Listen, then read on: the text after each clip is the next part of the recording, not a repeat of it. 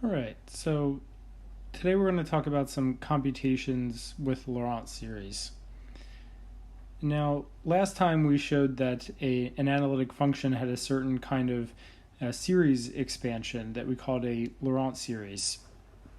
And here's precisely what a Laurent series is. It's an expression like the following that you see here in this first line, where you have one part is a normal power series with positive or non-negative powers of z minus z naught, and then so that's this first summand here, and then the second summand is an infinite sum where you have a bunch of negative powers of z minus z naught. So each term is a negative power of z minus z naught. And so here the first power series, so any power series converges in a disk. So let's say this first one converges where the variable w, right? So if you write w to the n here, where your variable w has norm less than r, and r could be 0 or infinity. And let's say that this second part here, if we take the 1 over z minus z naught as our w, then we get the power series in w there. And let's say that converges for norm of w less than 1 over little r. It'll be convenient to write that radius of convergence as 1 over little r, where little r can be between 0 and infinity inclusive. And we say that our Laurent series converges if both of these two series here, first one and second one, if they both converge. So the first one converges in this disk of radius r, and the second one converges, so it converges for 1 over norm z minus z naught less than 1 over r, which means that norm z minus z naught must be greater than r.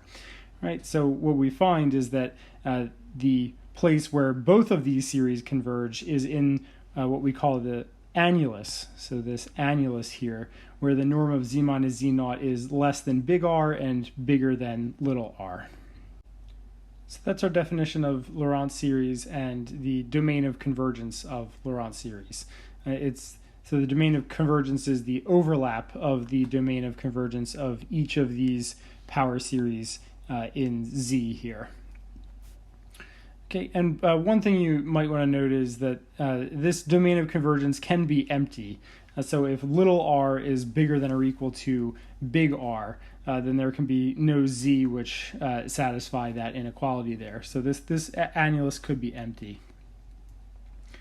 And also note the inner radius could be 0 and the outer radius can be infinity.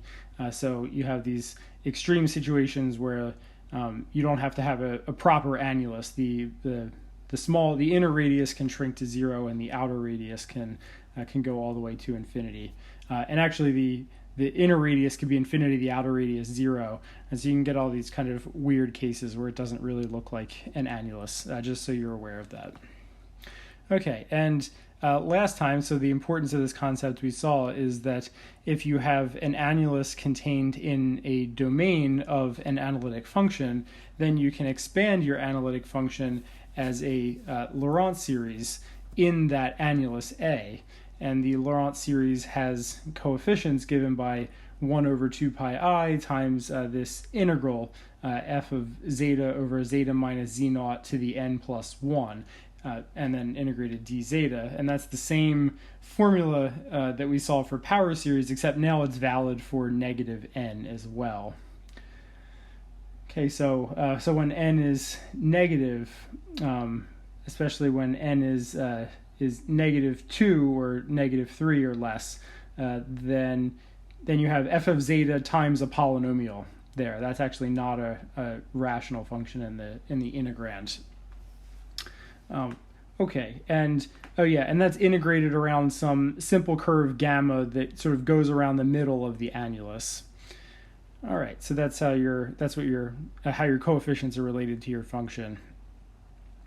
And additionally, we saw that if z0 is an isolated singularity of your function, then the -1 coefficient in the Laurent expansion, you can see when you plug n equals -1 in there, you're just integrating f around your curve, which goes around the annulus. And so that just computes the residue of the function at z0. So, right, and then a new little piece of terminology we have here is that if z0 is an isolated singularity of your function, the portion of the Laurent series that involves the negative powers, so that would be like this part up here, that's called the principal part of your function at z0. Okay, so if you have an isolated singularity, you expand into a Laurent series around there. The negative powers part of the Laurent series is called the principal part.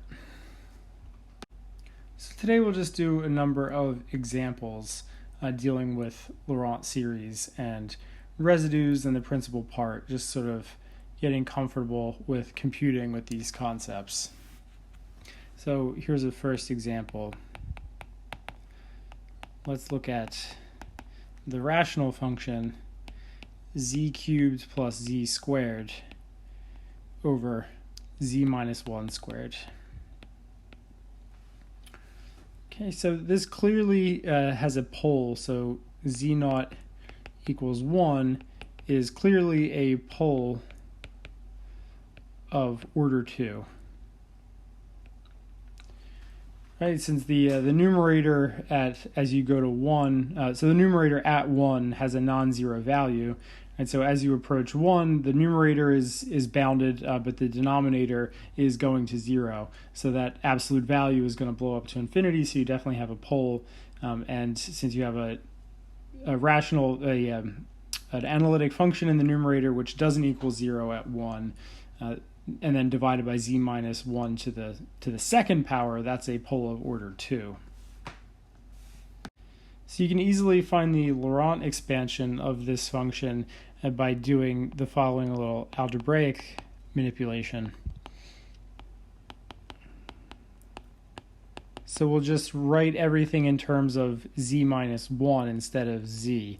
So our z we can write as z minus 1 plus 1. And then z minus 1 plus 1 again, z minus 1 squared, and that's z minus 1 cubed. Then we have 3z minus 1 squared, but we're also going to have another z minus 1 squared from the second term there. So we're going to have 4z minus 1 squareds total.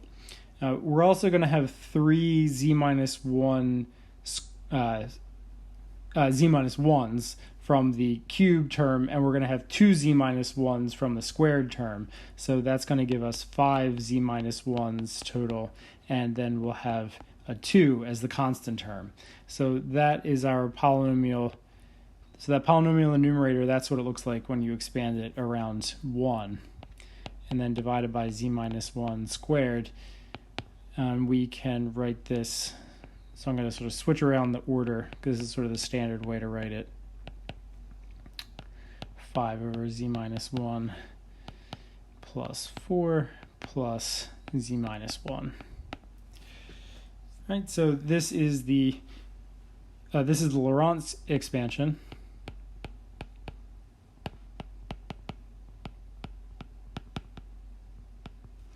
Right, this is the principal part.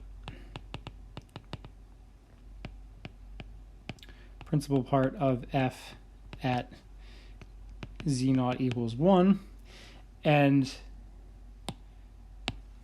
5 here, remember that's our, this is the a sub minus 1 term, and that's the residue of our function at 1. Okay, so we get all of that just by doing that simple little algebraic manipulation there. So that's the first example, sort of simplest example.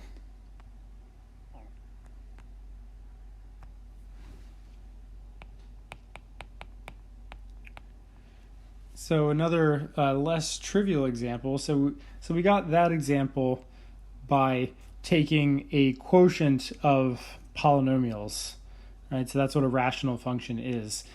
If we take those polynomials and we make them infinite polynomials, we make them power series, and take a look at what can result from taking the quotient of two power series, we can come to an example like the following. So let's look at f of z equals cotangent of z. Is a function we haven't really looked at too much around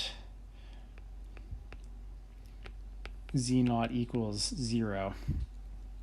So cotangent, that's defined just as in ordinary calculus. It's 1 over tangent, so it's cosine over sine.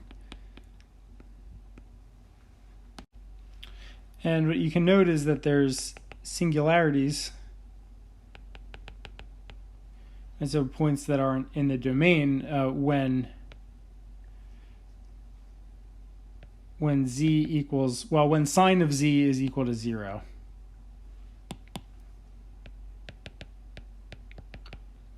So that is when z is equal to some multiple of pi, where k is an integer.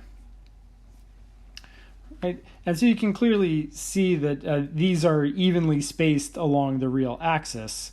Right? Oh yeah, so I should mention that the zeros of sine in the complex plane are the same as for the real numbers, and you can check that using the definition of sine of z. So that's something not to gloss over too quickly. That's really something you need to check, but that is something you can check. Sine doesn't have any more zeros as a complex function than it does as a real function.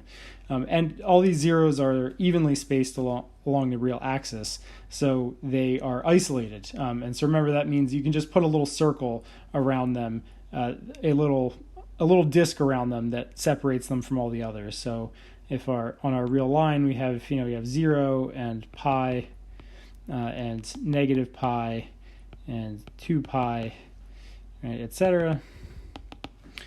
You can take and put a little disk. Yeah, maybe I should make this look like a plane. So you have the y-axis here, imaginary axis, real axis, and you can put a little disk around each of them that just cordons it off from all the rest of them. Right, so those are isolated singularities. Okay, so these are isolated. Okay, so any of those singularities is isolated. We're just going to look at the one at z naught equals 0, and we'll show that this is in fact a pole singularity. And so the claim is that z naught equals 0 is a pole. And that's actually not too hard to see. So f of z. So what you can do is you can do a little trick here. So since we're focusing at z equals 0, so sine of z equals 0. So if I sort of factor a z out of sine, right, you get sine of z over z then. And remember, your sine of z over z, this is 1 over z times sine of z minus z cubed over 3 factorial plus z to the 5th over 5 factorial minus dot dot dot, right? And this is 1 minus z squared over 3 factorial plus z to the 4th over 5 factorial minus dot dot dot, right? And remember, so this is an analytic function on all of C, right? So this is analytic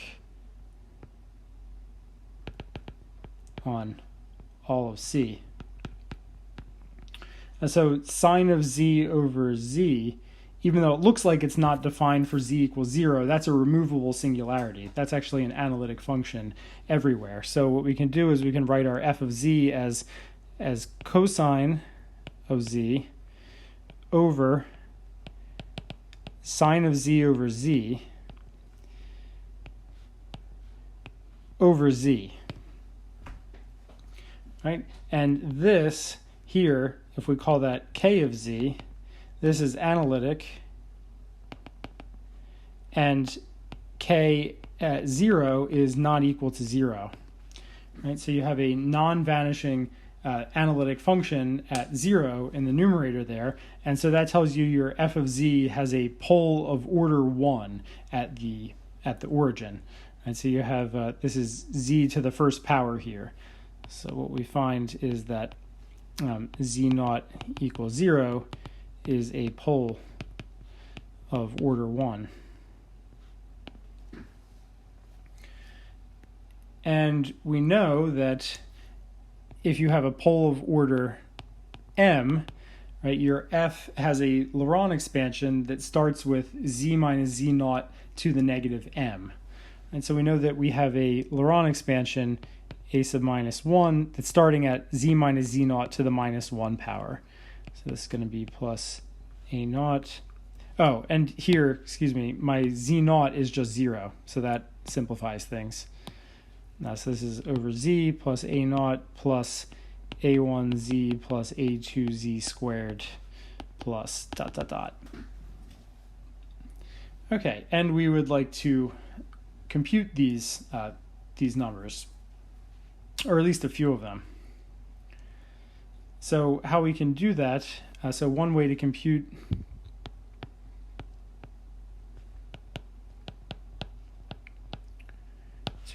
sum of the a sub I, or a sub k, is do power series division.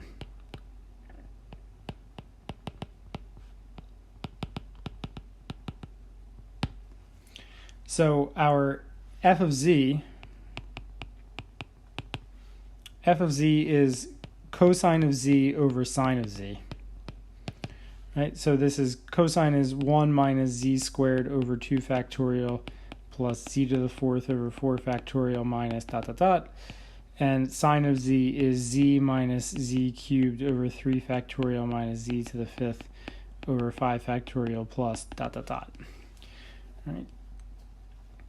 So there is a way to formally divide these series, and what you can do here is you can take your f of z. So we know f of z has this power series expansion up here, right? And what we can do is then, if you take that and plug it in here, and then multiply by this series, right? So you're going to multiply. Then that has to be equal to the numerator series here. Right? So we know f of z times sine of z is going to equal cosine of z. And so the product of those two series has to work out to be the series for cosine of z. So what we do is set up an equation. So we set up an equation like, so you have a minus 1 over z plus a naught plus a1z plus a2 z squared plus dot dot dot times z minus z cubed over 3 factorial plus z to the 5th over 5 factorial minus z to the 7th over 7 factorial plus dot dot dot. That has to equal 1 minus z squared over 2 factorial plus z to the 4th over 4 factorial minus z to the 6th over 6 factorial plus dot dot dot. Okay, and then we formally multiply out these series like we know how to do on the left-hand side. So the left-hand side here, so what we find is, so the lowest order term here is going to come from multiplying the lowest order terms of each of these series. So we have a -1 term here, and we have a 0th order term there. And so those are going to, or a first order term there. And so those are going to come together to be a 0th order term, which is just a sub minus 1. And so that's the 0th order term. And then the first order term, well, the only way we can get a first order term, if you look at it, we can't use the first term here and then the next highest term here, because that's going to give us a squared term. The only thing we can do is take the 0th order term here and the first order term there. So that's a naught times z. And then we're going to be looking for squared terms. So one place we can get a squared term is this term here and the cube term there. So z to the negative 1 and then z cubed. That's going to give us z squared. So that will be negative a to the minus 1, a sub minus 1 over 3 factorial. And now since we started with a sub minus 1 in the first term, in the first multiplicand here, we can only go up. So we have to move to the a naught or a1, and since we're looking for z squared, the only option is to pair that with something going down in the second term. So we paired the z to the minus 1 and the z cubed. So we have to go down from z cubed, that's down to z, so we went down 2, so that means we must have to go up by 2 in the first term. So we must have to go to a1z here and the z there. So that's going to give us an a1 when we multiply together and a z squared. And then for the cube term, so the cube term, we can't start at the negative 1 term here and pair that with anything to get a cube because we only have odd terms over here. So we have to move up to the a naught term and then pair that with the z cubed over 3 factorial there. So we have minus a naught over 3 factorial.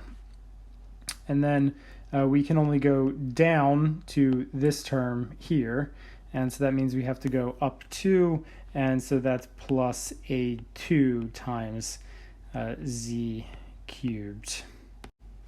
And let's do just one more for z to the 4th. If we start at the bottom here, we'd have to pair that with this term here, and so that would give us a sub minus 1 over 5 factorial. We have to go down to this term here, and so that means we have to go up 2 to this term here. So that's going to give us a minus a1 over 3 factorial, and then down 2 and up 2, that's going to give us an a3, so plus a3 times z to the 4th, and then plus dot dot dot. Okay, so we could keep going as far out as we felt like it until we got exhausted, but that's how the multiplication works out there. And then we just need to compare that to the right hand side, right? So this is what we computed on the left hand side, and then we want to compare that to our right hand side over here. And so we find that a sub minus 1 is equal to 1, that there is no z term on the right hand side, so a naught is equal to 0. In the third term, what we get is, so we substitute the a sub minus 1 equals 1, so we get minus 1/6 plus a1, that equals the minus 1/2. And so the minus 1 over 2 factorial that we saw on the other side. And so what we find here is that that a1 is equal to, let's see, minus 3/6 plus a 6 is minus 1/3. So a1 is minus 1/3. And then a2 plus or minus a naught over 3 factorial, that's 0. There's no cube term in the power series on the right, and a naught itself is 0, so that implies that a2 is equal to 0 as well. And the last one, we find that a3 minus, let's see, that's going to be plus 1/3 times 1 over 3 factorial, so that's 1/18. So plus a1 over 18, and then plus 1 over 120. So it's 1 over 5 factorial. A sub minus 1 is 1. that equals the coefficient of z to the fourth on the other side, which is 1 over 4 factorial, which is 1 over 24. Oh, excuse me. Sorry, this a1, I already substituted that in. That should just be a 1 there. Right, and so this implies that a sub 3 is equal to negative 1 over 45. If you just do a little bit of arithmetic there. So these are our coefficients here.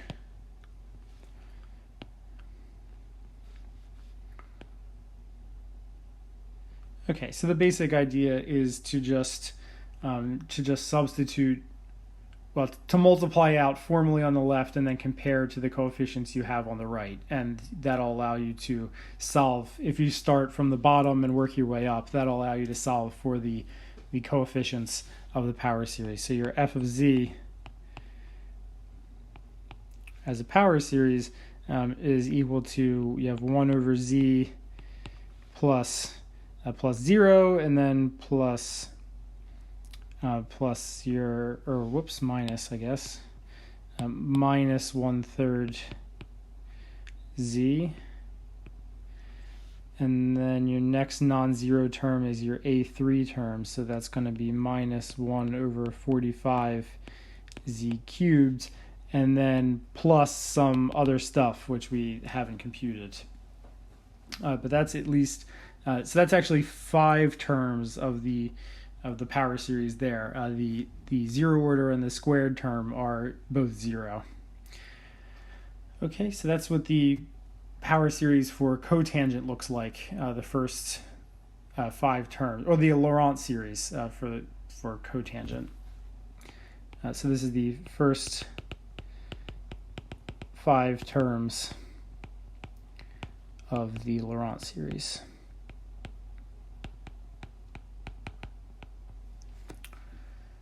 Okay, and let's see. So we can read some things off here. So this is our residue here. So the residue of f around 0, that's equal to 1. And the principal part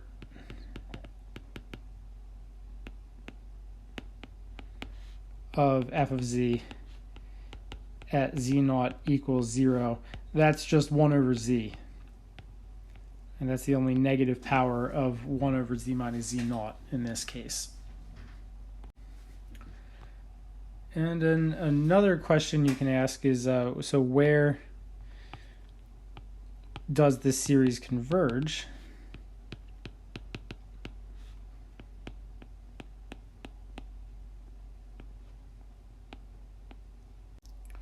Well, we can do a little trick for that. F of z converges if and only if z times f of z converges, and z times f of z, that's 1 minus 1/3 z squared minus 1 over 45 z to the fourth plus ... Right? And this is an analytic function.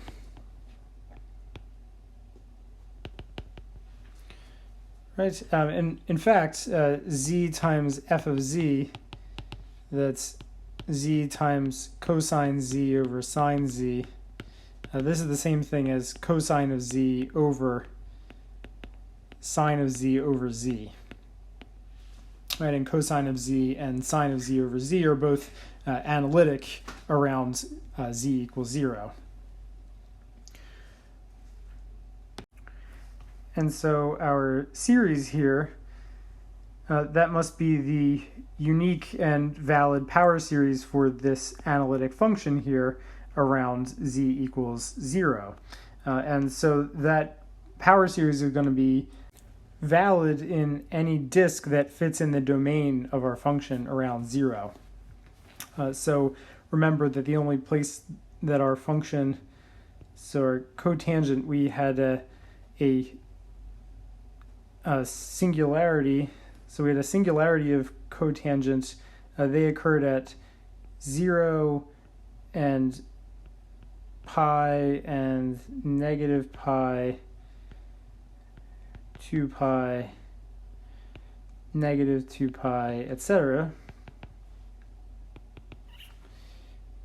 But when we take cotangent and we multiply by z, that function has no longer has a singularity at 0, right? Because we have z times f of z, that's cosine of z over sine of z over z.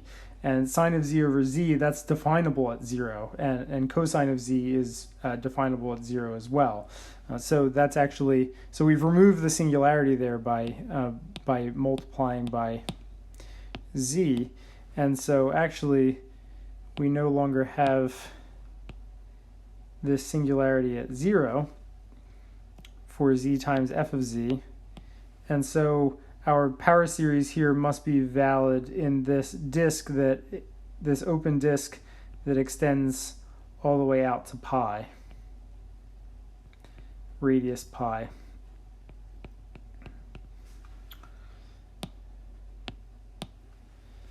Okay, so the power series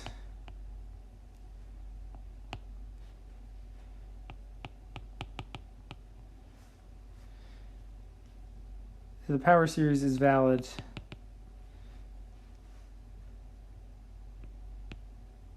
when the norm of z is less than pi.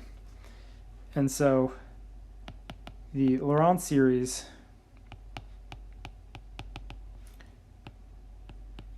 is valid when the norm of z is less than pi and greater than 0. Because we have that 1 over z term in the Laurent series. So I guess maybe I should amend this. F of z converges if and only if z times f of z converges. That works for z not equal to 0. Because we can go between f of z and z times f of z by multiplying by z and then dividing by z in the other direction. So we have to assume z is not equal to 0 there. Okay. So we get this valid Laurent series for cotangent by doing this formal division, and we can figure out that series must be valid in this annulus here. So we would write this condition. We can summarize this as the annulus centered at 0, inner radius equal to 0, outer radius equal to pi. So perhaps I should, so in our picture over here, I should erase the origin to make sure you understand that for our original function, the origin is not included. Okay, so this picture in blue now is the annulus around 0, inner radius 0, outer radius pi. That's where the Laurent series that we just derived for cotangent is valid. Moving on to a third example.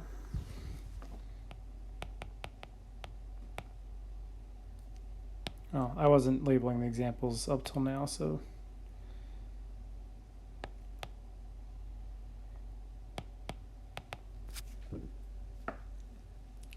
So let's look at f of z equals z times cosine of 1 over z.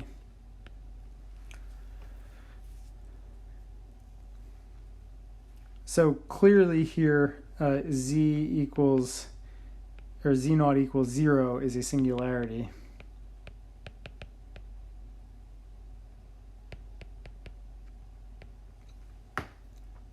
And it turns out it's actually an essential singularity. So claim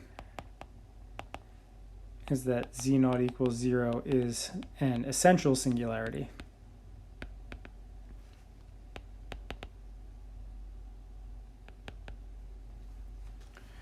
So one way you can see that is if you look at the norm of,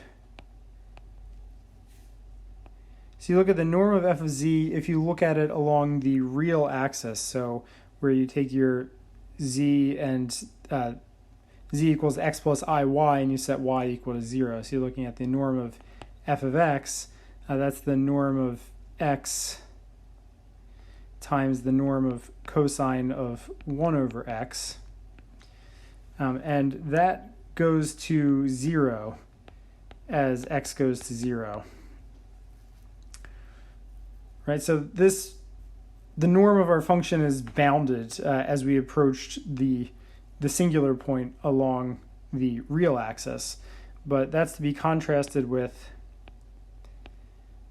if you look at the function, excuse me, I should say times iy here. So we set x equal to 0. We're approaching along the imaginary axis, and then we have the absolute value of y here, but then the absolute value of cosine of I times negative 1 over y.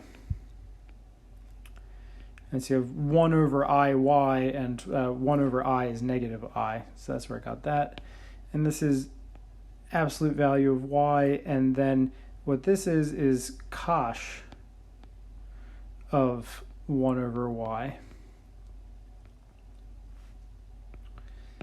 And so this is absolute value of y, and cosh is e to the 1 over y plus e to the minus 1 over y, and then over 2. And that's always positive, so we can drop the absolute value. And then as y goes to 0, so as y goes to 0, so let's say it this way. So the limit as y goes to 0 of norm, or absolute value y, e to the 1 over y plus e to the minus 1 over y over 2. If we take this y and we put it in the denominator as a 1 over y, then 1 over y goes to infinity as y goes to 0. So this is the limit as t goes to infinity of e to the t plus e to the minus t over 2t. Sorry, that should be absolute value of t.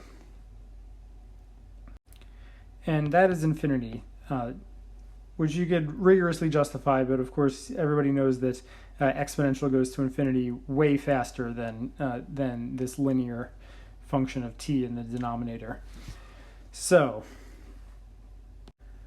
what we see is that our function is unbounded as we approach the singularity along the imaginary axis. And sorry, I just realized something.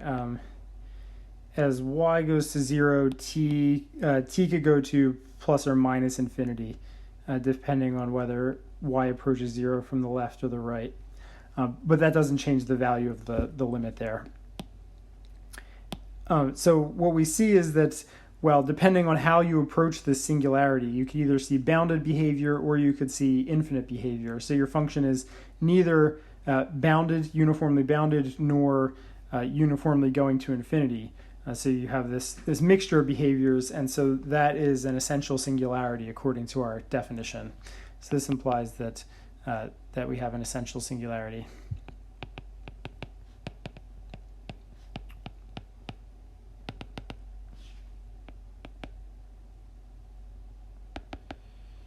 Okay, and we can find the Laurent expansion easy enough. So it's easy to find the Laurent expansion if we just look at cosine of z and then substitute in 1 over z.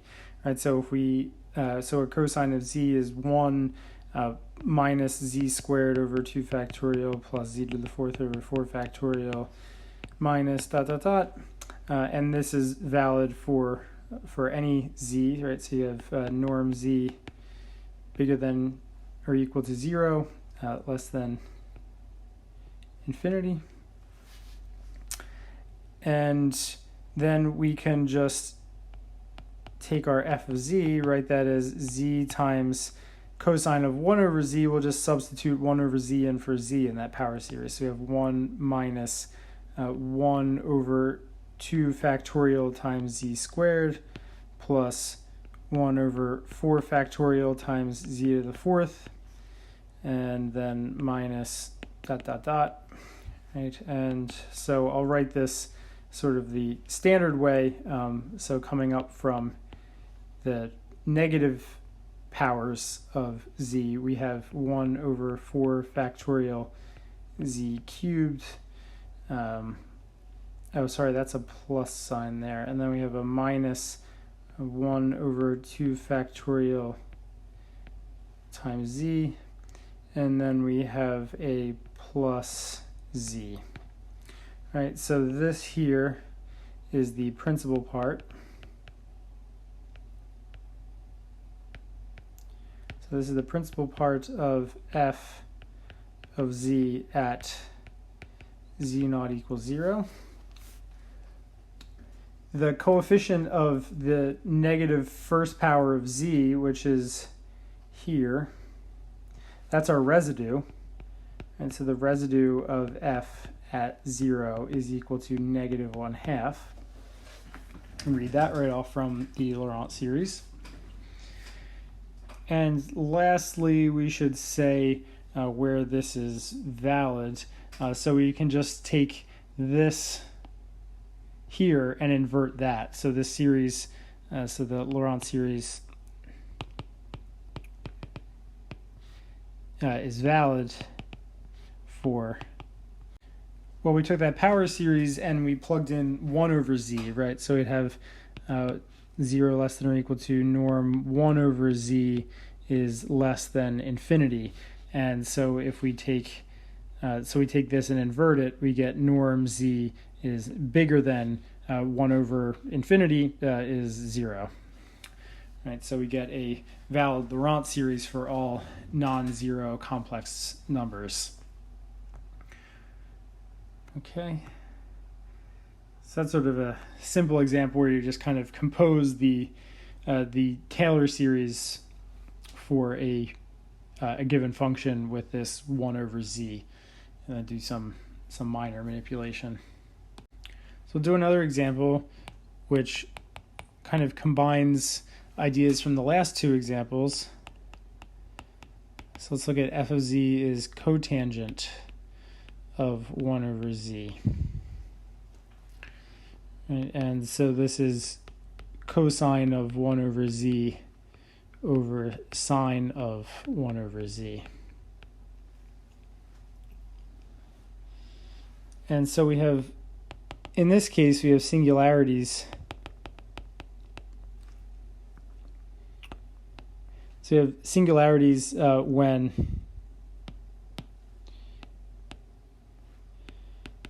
sine of 1 over z is equal to 0, and also when z equals 0, right? Because 1 over z is invalid when z equals 0. So 1 over z equals 0 when 1 over z, or sorry, sine of 1 over z equals 0 when 1 over z is equal to k times z, or whoops, nope, k times pi. Right, and so that's equivalent to z is equal to 1 over k pi. And that's going to be for k, a non-zero integer.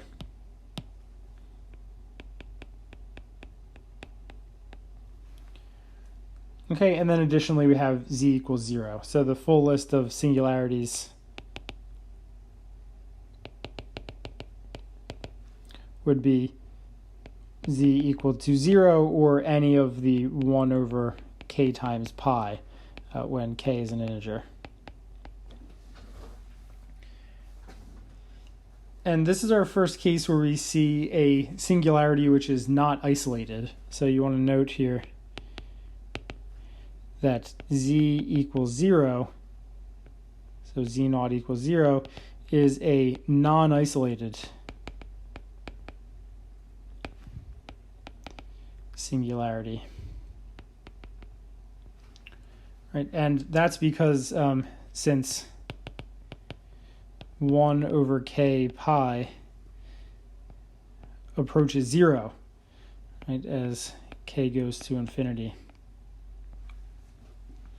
So the picture is that you have your first singularities at pi and negative pi, and then at a half pi and negative a half pi, and then at a third pi and negative a third pi, and a quarter pi and negative a quarter pi, right? And then they keep sort of coming in closer and closer and closer until, and they're getting arbitrarily close to that singularity at the origin there. And so no matter how small a circle you were to draw around that, at around 0, that singularity at 0, you would find that some of the other singularities were inside that disk, no matter how small you made that disk. So that's a non-isolated singularity. So we're not guaranteed a Laurent expansion around our singular point at z0 equals 0.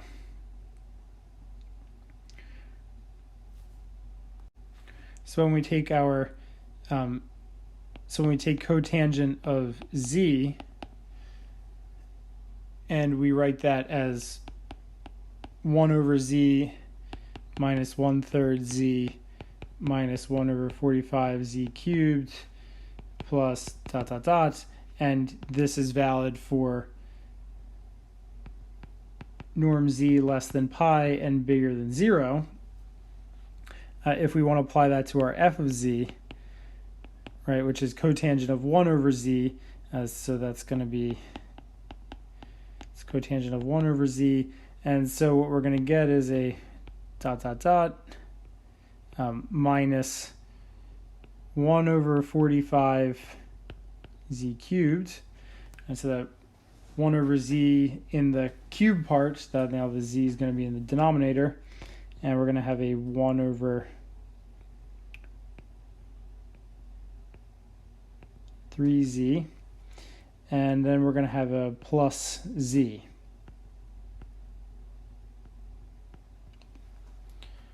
Okay, and this is valid. So this is valid when so we plugged 1 over z into the power series. So this will be norm 1 over z less than pi bigger than 0. That's equivalent to norm z bigger than 1 over pi and less than infinity. Right, so this is in the, so I'll draw the annular region in the picture over here. So let me see if I can make it good.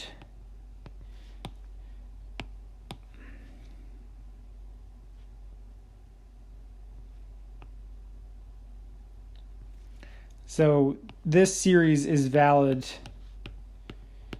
outside of here.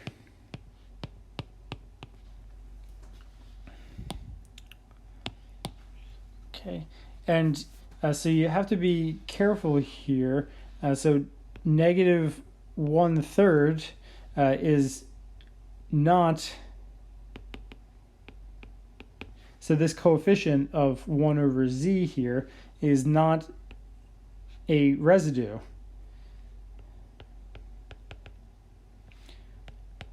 Since z equals 0 is not an isolated singularity.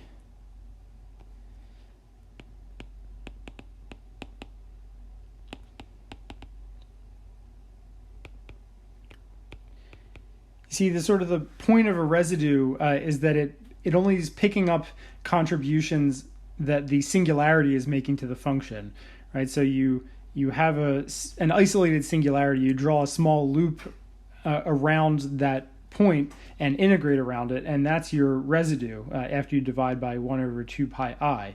And so the point is that that loop is enclosing just that singularity, and so the residue kind of only knows information about just that singular point. But that's clearly not the case in this picture here, right? Because if you were to integrate, say, around a loop in this in this annular region, right, you have all of the singular points inside of there, not just the singular point at z equals 0. So that definitely doesn't make sense as a residue, right? So we don't have an isolated singularity here, so that doesn't really make sense. And it's not really proper to call the negative powers here the principal part of your function, because again, you're not at an isolated singularity. So it's really so when we define principal part, it was the principal part of a function at a isolated singular point. But here we don't have an isolated singular point. So our center point at z equals 0, where we're doing our expansion around, so the annulus is centered around that point, but that doesn't mean it's an isolated singularity. And so you shouldn't confuse those concepts, which are only defined for an isolated singularity. You shouldn't take the Laurent series and extract or get the wrong idea about the nature of the point at the center of the Laurent expansion. You don't want to get the wrong idea about that. Okay, and one final example.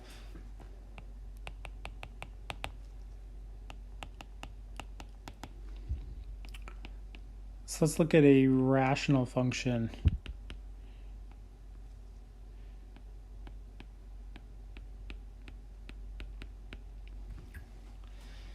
So it turns out a really good idea for dealing with Laurent expansions around singular points of a rational function is to use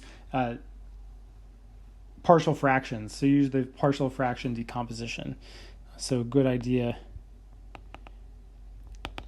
is use partial fractions.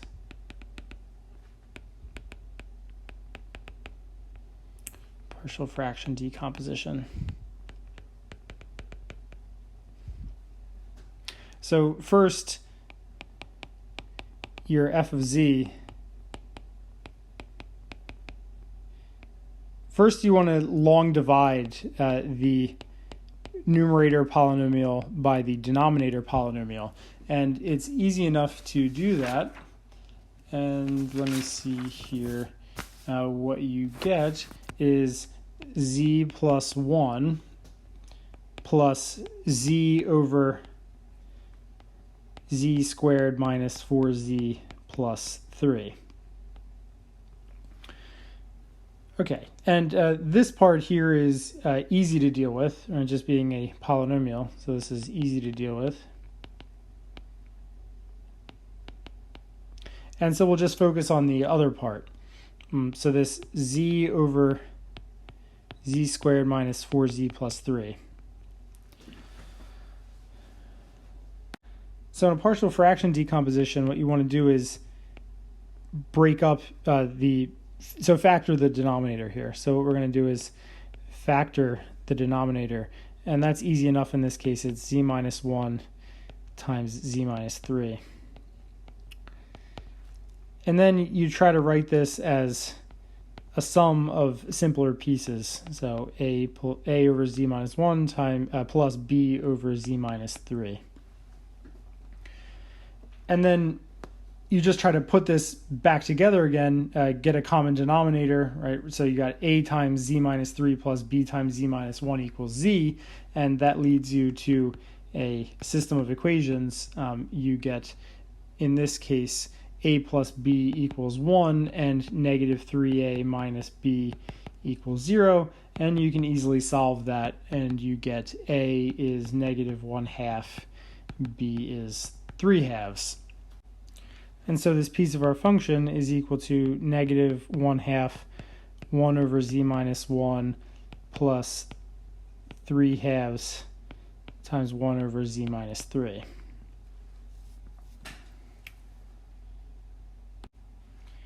And as you clearly already guessed, so clearly z naught equals 1 and z1 equals 3 are singular points. And you can probably guess or see for yourself that they're poles of order 1, which will be apparent as we move forward here. So let's take a look at our Laurent series.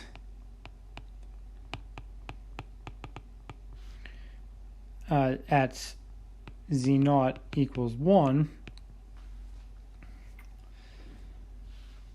So our function, so f of z, is equal to negative 1/2 1 over z minus 1 plus 3 over 2 1 over z minus 3, and then plus z plus 1, and I can write that as z minus 1 plus 2. So I can write that as plus 2 plus z minus 1. Right? And then to center things at z naught equals 1, I just have to deal with this piece here. So 1 over z minus 3, I can do a kind of clever thing here. So, well, it's very similar to what we've done already. So I'll just take a 1 from that 3, and then I have a minus 2. And what I'm going to do is use a geometric series. So in order to do that, I'm going to put a minus up here. Then I have 2 minus z minus 1. Right? I'm trying to use 1 over 1 minus w, that I know that that's some w to the n. And so to get a 1, so I have a 2 here instead of a 1. So I'm going to pull that 2 out. So I have a negative 1/2. And then I'll have 1 over 1 minus z minus 1 over 2.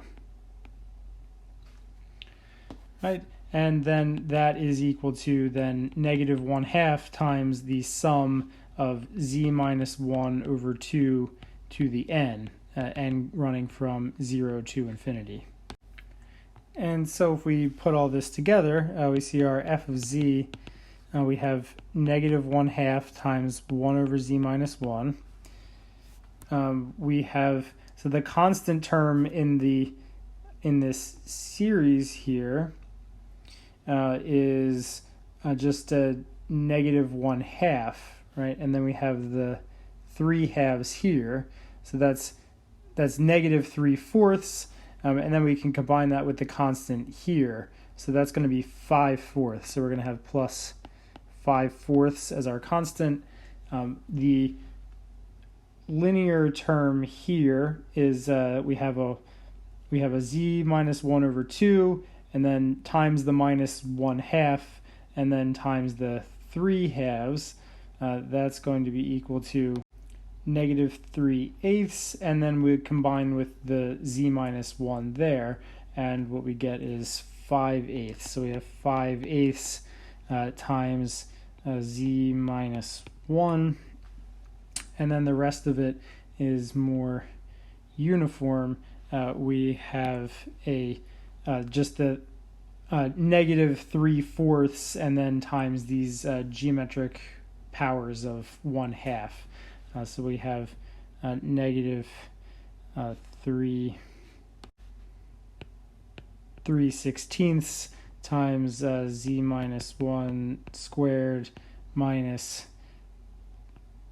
3/32 times z minus 1 cubed minus ... All right, so we could easily write out our power series, our Laurent series. So this is the Laurent series around z equals 1. And here's our residue. So that's the residue at 1. This is the principal part. So that's the principal part at 1. That works for z minus 1 greater than 0, so the norm of z minus 1 greater than 0. The series works where this geometric series works, which is for norm z minus 1 less than 2, right? Norm of z minus 1 over 2 less than 1. And so putting these together, we find that the Laurent series is valid when the norm of z minus 1 is less than 2 and greater than 0. So it's in that annulus with inner radius 0, outer radius 2. And the outer radius makes sense because when you go a distance of 2 from 1, you bump into the other singular point at 3, right? So the other singular point up here at 3. Sorry, so we have our other singular point at 3. So that makes a good amount of sense. And then you could do a similar thing around z1 equals 3. So the Laurent series at z1 equals 3. What you have to do is take 1 over z minus 1. You want to write that as 1 over z minus 3 plus 2. And what you need to do is keep your eye on this 1 over 1 minus w here. So the first thing is we'll get this 1 here, and that's going to correspond to the 2 there, so we'll pull out a 2. So we have 1, let me see, sorry. So pull out a 2, we have 1/2, and 1 over 1 plus z minus 3 over 2. And then we need to get a minus in here instead of a plus. So what we do is write 1 minus negative z minus 3 over 2 in there. And then we expand that in a geometric series. So this is 1/2, and then what you have is sum from n equals 0 to infinity of negative 1 to the n, z minus 3 to the n over 2 to the n. And that's valid when the norm of negative z minus 3 over 2 is less than 1, i.e. when the norm of z minus 3 is less than 2. Okay, so let's see, I'm looking at our, so this is the fractional part of our function. So we just figured out what this piece here is, and so what we have is our function, so f of z is equal to 3/2 1 over z minus 3. We have z plus 1, which is z minus 3 plus 4. So we have a plus 4 and a plus z minus 3, and then we have plus all this series stuff. So sum n equals 0 to infinity, negative 1 to the n, z minus 3 to the n over 2 to the n. And again, this is your principal part, and so this is the principal part. And this is your residue, so that's the residue of f at 3. And you clearly see, I should have said this in the last one, you clearly see that this is a pole of order 1, as your power series is starting at a z minus 3 to the negative 1. So that's a pole of order 1. And you can combine, so you could write this out more explicitly, like combining the constant with the constant in the series here, and the linear part with the linear part there more explicitly, but I won't do that.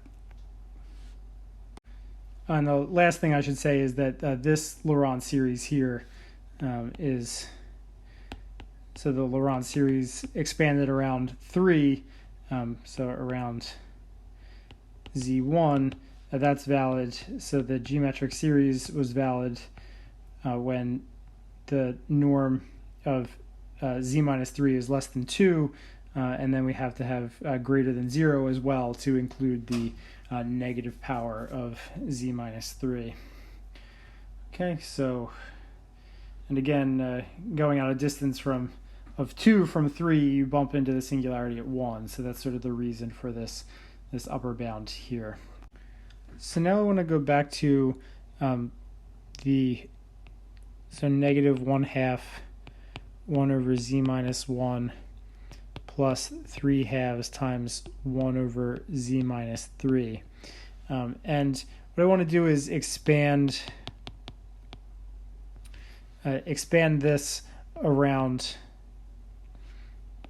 z equals 0.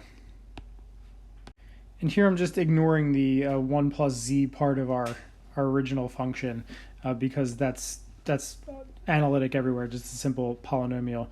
So we can just sort of ignore that as not interesting. And so this function here, it has singularities at 1 and 3, right? So we have the origin here, which we want to expand around, and then we have 1 and 3 being singularities. And so there are, with respect to the point 0, there are a few distinct regimes that are interesting in the domain. So there's the disk of radius 1 around z equals 0 that goes out to the first singular point. So you're going to have a power series expansion for your function valid there. And then, so that's that. And then you have this annulus, which extends from so the inner radius being 1 and the outer radius being 3, like this. So you have that regime for your function. And then you have the exterior of all of that stuff. That's also an annulus with inner radius equal to 3 and outer radius equal to infinity. So there's these 3 distinct sort of subdomains of the domain of the function that are interesting to look at with respect to the center point z equals 0. So for z equals 0, what you can do is, well, really in any one of these subdomains just corresponds to some set of algebraic tricks you can play on these simple rational functions here. And it's all related to geometric series. So this first, so let me just call this g of z here in case I need to reference it later. So 1 over z minus 1. If I factor a negative 1 out of the bottom there, I get 1 minus z. Right, so that's just negative the standard power series. And 1 over z minus 3, if I factor a negative 3 out of the denominator, so negative 1/3, then I get 1 minus z over 3. Right, in the denominator there. So this is negative 1/3 sum from n equals 0 to infinity of z to the n over 3 to the n. Right? And this first one, this is valid when norm z is less than 1, and the second one is valid when norm z is less than 3. And so they're both valid in the intersection of those domains, and that's just this domain here, right? This is just a disk of radius 1, this is a disk of radius 3, their intersection is just the disk of radius 1. So if we combine these two power series expansions, so combining with the constants up here in the original expression, our g of z is equal to 1/2, right, sum z to the n, and then minus 1/2 sum z to the n over 3 to the n. And so this is just the sum of 1/2 times 1 minus 1 over 3 to the n, z to the n. That's the power series expansion of this g of z in the red circle there in the picture.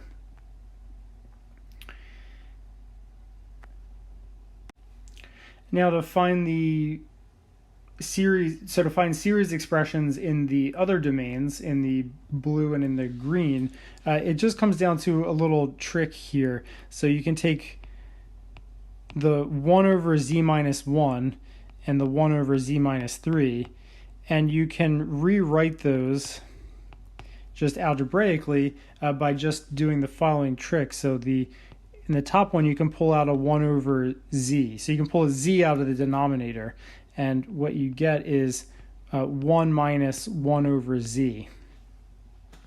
Right? And then this part you can expand in a power series, in a geometric series. So this is the sum of 1 over z to the n.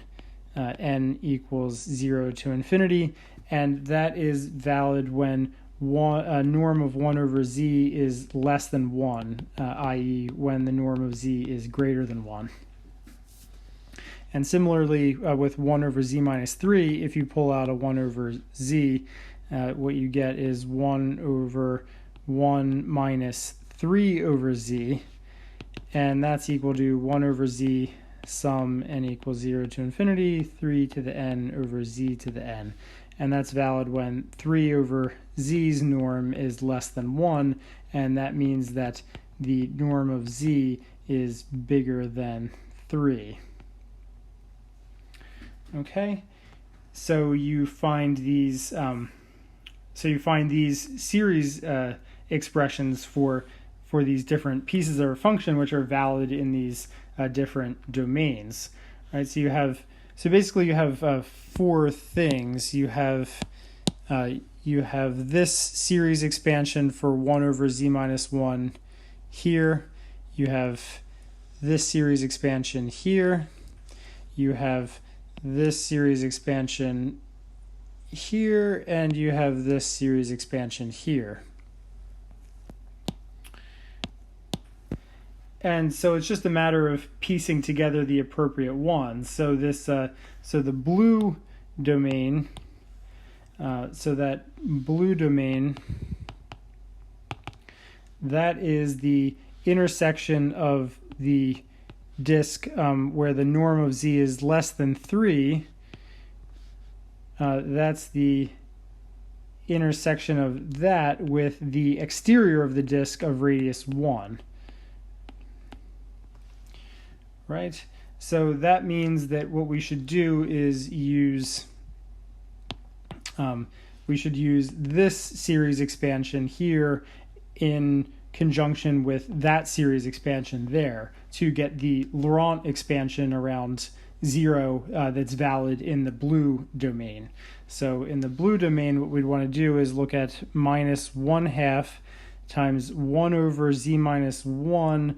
So we want to use this expression for 1 over z minus 1. So that would be times 1 over z times this sum, n equals 0 to infinity of 1 over z to the n. And then in conjunction with this guy here for the 1 over z minus 3. So that's going to be minus 1/2 times sum n equals 0 to infinity z to the n over 3 to the n. Okay, so this is valid in the blue range.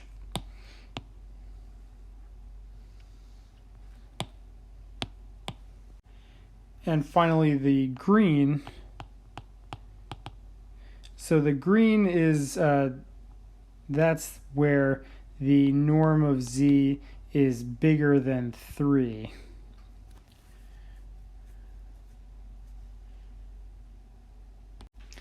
And so in this case, what we're going to use is, so norm of z bigger than 3. So clearly we're going to use this expression here for 1 over z minus 3. And then what about 1 over z minus 1?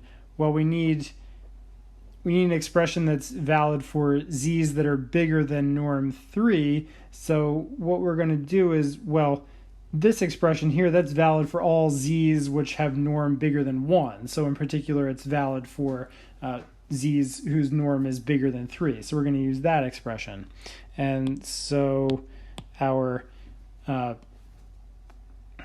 expression for g of z is that g of z, so I should say g of z equals, our g of z equals, let's see, negative 1/2 times that. So negative 1 over 2z sum n equals 0 to infinity 1 over z to the n, and then plus 3/2 times that. So plus 3 halves 3 over 2z times sum n equals 0 to infinity 3 to the n over z to the n. Okay, and you could combine these two series together into a single one, but in any case, this is going to be the Laurent expansion for your for the g of z part of our original function f of z expanded around 0. Okay, so that's the trick that works in that case. It's just various little algebraic tricks you can do before you apply the geometric series formula to find our Laurent expansion in those various subdomains of the domain of our function. Okay, so that's how you practically deal with rational functions and their Laurent expansions. You use partial fractions. All right, that is all we have time for today.